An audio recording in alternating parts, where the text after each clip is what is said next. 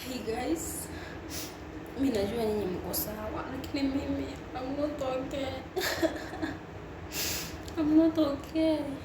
Can you imagine the person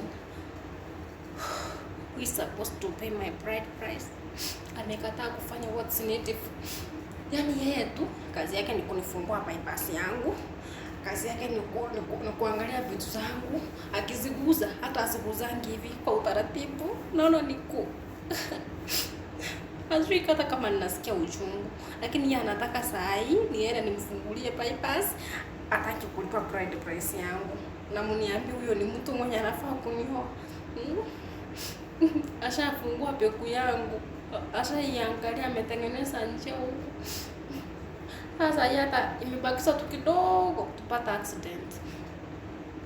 Imebakisha kidogo tupata accident. So guys, mimi nataka nimuulize tu kwa hii clip yangu. Brayo. Brayo, unajua mimi nakupenda. Mahali popote ulipo Brayo, nataka unifanyie kitu kimoja. Brayo, unajua maternity ni free. Sasa unatakuja kunioa lini? Unajua maternity ni free. Nangoja mkate ifike 90 ndio ukuje kunioa. Sasa nilikwambia ilikuwa 50, sasa imefika 70. Utakuja kunioa lini? Mbona unataka tuanze kusumbua watoto sasa hivi tukiwa wadogo? Hebu kuja tuone, tusaidie watoto.